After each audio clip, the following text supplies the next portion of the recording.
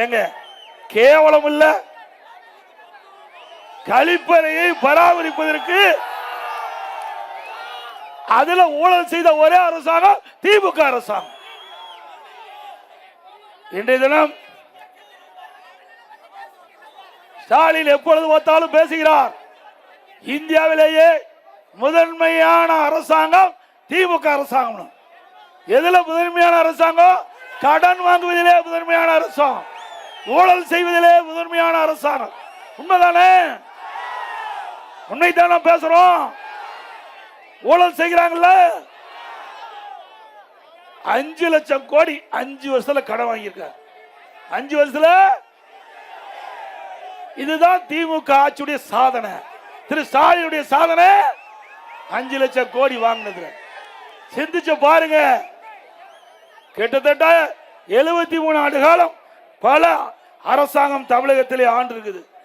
73 ஆண்டு காலம் பல கட்சி தமிழகத்திலே ஆட்சி புரிந்திருக்குது. அந்த 73 ஆண்டு காலத்தில் 2021 வரை தமிழ்நாட்டுடைய கடன் 4,85,000 கோடி. 2021 இருந்து 2026 வரை திராவிட முன்னேற்ற கழக ஆட்சியில 5 லட்சம் கோடி கடன்.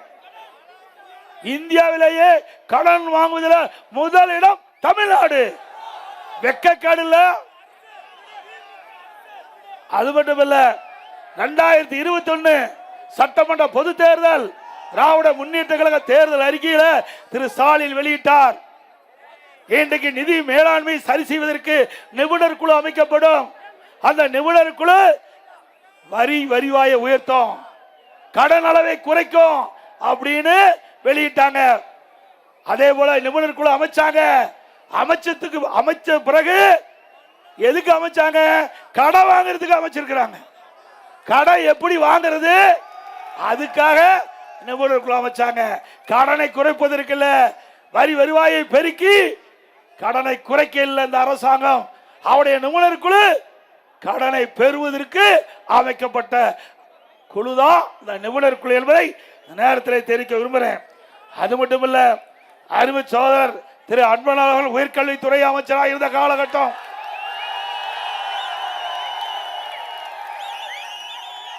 இந்தியாவிலேயே உயர்கல்வி படிப்பதிலே முதல் மாநிலம் தமிழ்நாடு. 2011 மாண்புமிகு தமிழ்நாடு முதலமைச்சர் இதயம் புரட்சி தலைவி அம்மா அவர்கள் தமிழகத்துடைய முதலமைச்சராக பொறுப்பேற்கின்ற பொழுது 132 பேர் உயர்கல்வி படிச்சுட்டு இருந்தாங்க. அம்மா கல்வியில புரட்சி மறுமலர்ச்சி ஏற்படுத்தினாங்க. கல்விக்கு அதிக நிதி ஒதுக்கீடு செஞ்சாங்க. அதனுடைய விளைவு 2019-20 100க்கு 52 பேர் உயர்கல்வி படிக்கக்கூடிய நிலையை எட்டியது. மத்திய அரசுடைய இலக்கு 2030 அடைய வேண்டிய உயர்கல்வி இலக்கை 2019-20 அடைஞ்சு இன்றைக்கு இந்தியாவுக்கு உயர்கல்வி படிப்பதிலே முதல் மாநிலம் என்ற பெயரை பெற்றது அதிமுக அரசாங்கம். அதிமுக ஆட்சியில் ஒரே ஆண்டில் 11 அரசு மருத்துவக் கல்லூரி மருத்துவமனை கொண்டு வந்து சாதனை படிச்சோம். அம்மா இருக்கின்ற பொழுது 6 மருத்துவக் கல்லூரி மருத்துவமனை. 2011 2021 வரைக்கும் ஸ்டாலின் நேற்று தினம் பேசுகிறார். அதிமுக ஆட்சி இருண்ட ஆட்சின்னு பேசுறார்.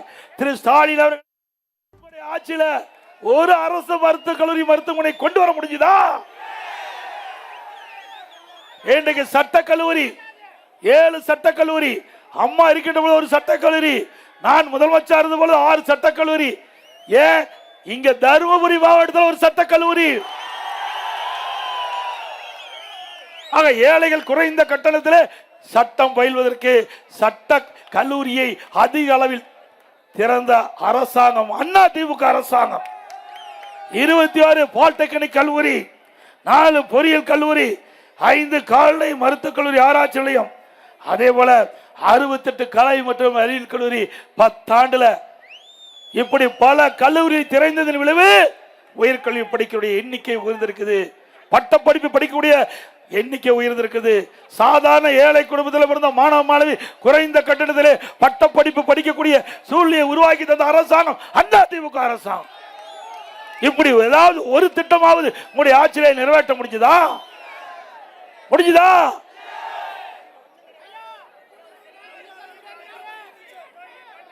அதோட சிந்திச்சு பாருங்க.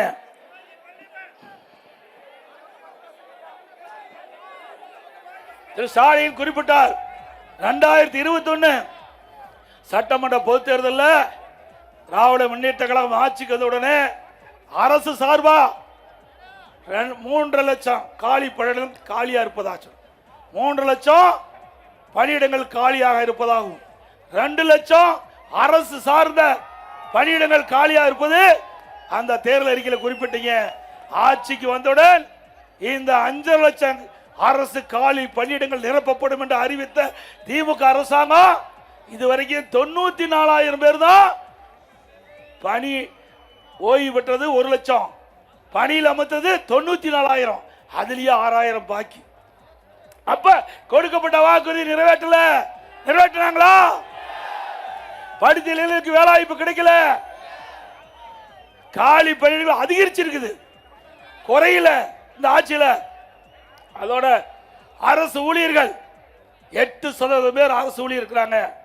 அந்த அரசு ஊழியர்களுக்கு ஆசை வார்த்தை காட்டி இன்னைக்கு திமுக ஆட்சிக்கு வந்தா பழைய ஓய்வு திட்டம் நடைமுறைப்படுத்தப்படும் என்ற அறிவிப்பை கொடுத்து அந்த அரசு ஊழியர்கள் குடும்பத்துடைய வாக்குகளை பெற்று ஆட்சிக்கு வந்த பிறகு திரு ஸ்டாலினுடைய அரசாங்கம் பழைய ஓய்வு திட்டத்தை நடைமுறைப்படுத்தல.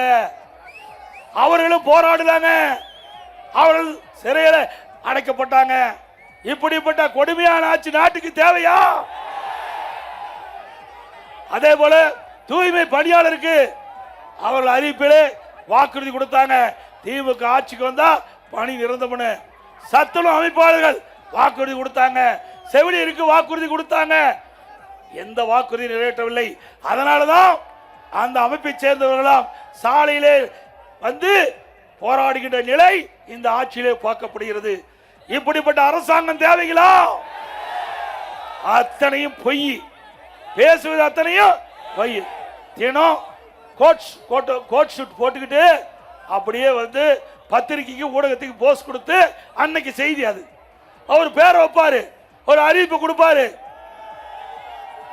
ஸ்டாலின் வந்து அறிவிப்பு கொடுத்த பெயர் யாருக்காவது நாம இருக்குதா?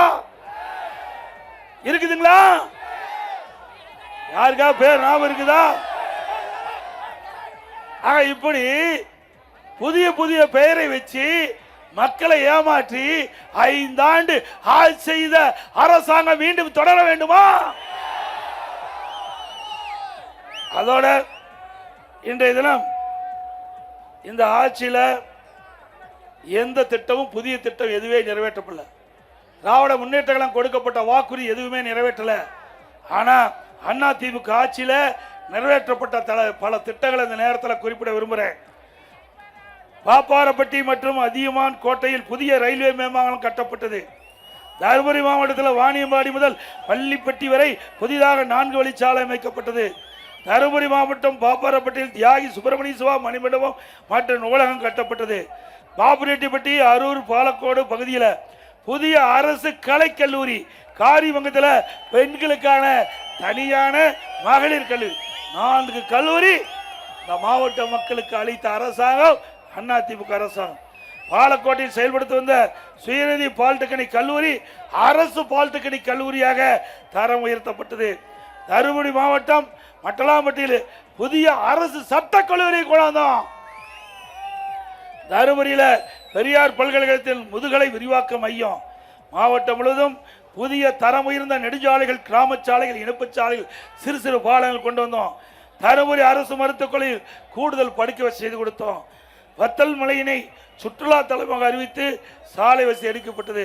காரிமங்கத்தில் ஆலம்பாடி மாற்றின ஆராய்ச்சி மையம் துவக்கப்பட்டது. புதிதாக ஏரியூர் மற்றும் கடத்தூர் என 2 ஊராட்சிகள் உருவாக்கப்பட்டது. ஒகேனக்கலில் இருந்து காவிரி உபரி நீர் திட்டத்தின் மூலம் மாவட்டத்தில் உள்ள ஏரி, குளம், குட்டை நிரப்புவதற்குண்டான நடவடிக்கை எடுக்கப்படும். இந்த ஆட்சியில அதிமுக ஆட்சியில கொண்டு வந்த திட்டம் என்ற ஒரே காரணத்திற்காக அரசியல் கால் பிடிச்சின் காரணமா பல திட்டத்தில் கிடப்பில் போட்டிருக்காங்க. அது ஒரு சிலவற்றம். பஞ்சப்பள்ளி சின்னாறு அணையிலிருந்து வெளியேறும் உபரி நீரை ஜெர்தலாவ் கால்வாயை 5000 மீட்டரிலிருந்து புதிய கால்வாய் அமைத்து எரணஹள்ளி ஏரியிலிருந்து புலிக்கரை ஏரி பேகாரஹள்ளி ஏரி உட்பட 14 ஏரிகளுக்கு தண்ணீர் கொண்டு வரும் திட்டம் விடியா திமுக ஆட்சியில் ஆமை வேகத்தில் நடக்குது. மீண்டும் உங்க துணையோடு அண்ணா திமுக ஆட்சி வந்த உடனே திட்டம் விரைந்து முடித்து செயல்பாட்டுக்கு வரும்.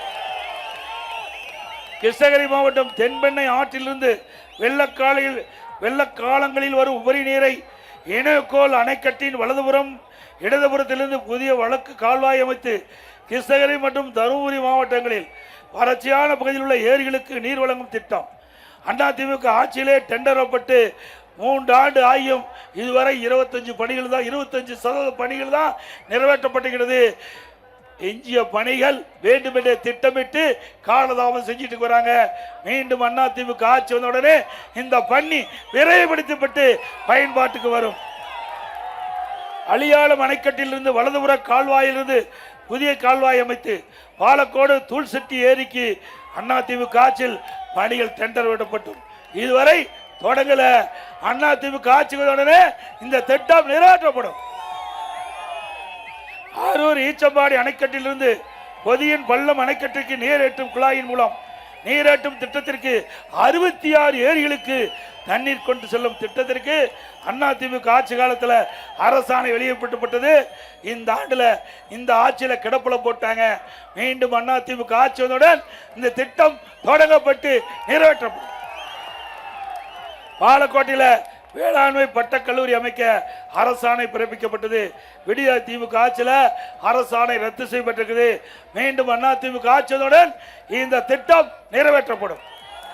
தருமபுரி வருவாய் கோட்டத்தில் பாலக்கோடு புதிய வருவாய் கோட்டம் அமைக்கும் திட்டத்தை விடிய அரசு கிடப்பில் போடப்பட்டுள்ளது. இந்த திட்டமும் நிறைவேற்றப்படும் என்ற செய்தியை இந்த நேரத்தில் தெரிவிக்க விரும்புகிறேன்.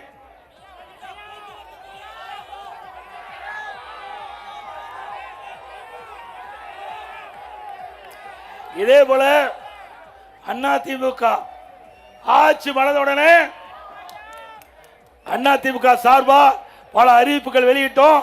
முக்கியமான அறிவிப்புகள் சிலவற்றை இந்த தேர்தல் பிரச்சார கூட்டத்தின் வாயிலாக தெரிவிக்கிறேன். இன்றைக்கு விடியா திமுக ஆட்சியில் விலைவாசி உயர்ந்து விட்டது, வரிகள் உயர்த்தப்பட்டு விட்டது. இதனால்